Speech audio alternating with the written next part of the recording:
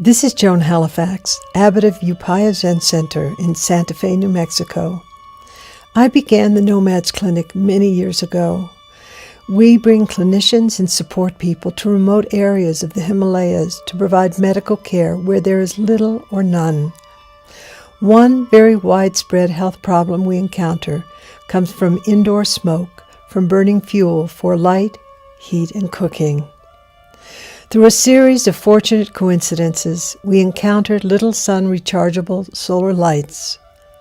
Created by Icelandic artist Ólafur Eliasson to bring light to the unelectrified world, hundreds were donated through the clinic to people in the mountain regions of Gorkha, Nepal 2 years ago. Many people benefited from having light that was healthy and accessible. Now, with the catastrophic earthquakes in Nepal, these lights are even more important.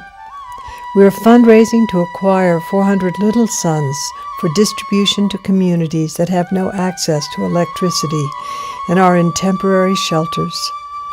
Children will use them for study, mothers for taking care of their infants, elders for managing in the night, all kinds of people for working and traveling safely after dark. When I first saw the Little Sun, I thought it was beautiful and almost kind of like, really? They're going to use this out there?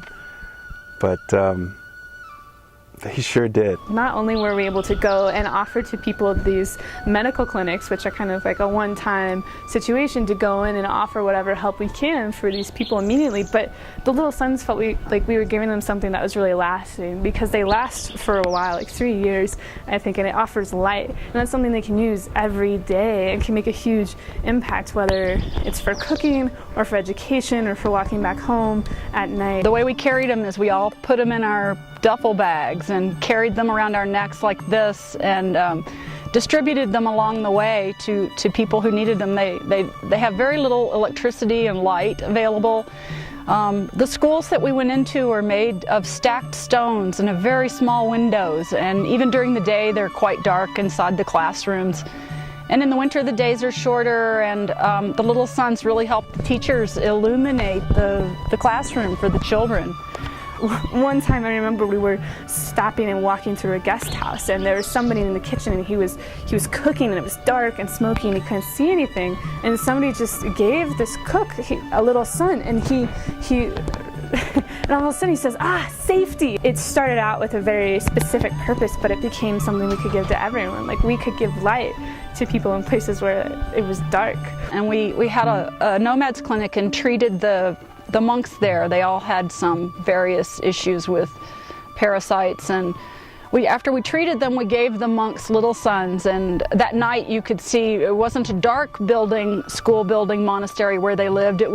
There were these little firefly lights moving all around as the boys went up and down the stairs in their rooms and were able to read at night using the Little Suns. The women need light in the kitchen to cook, and if a baby's born, they need light at night to see the birth and help the woman.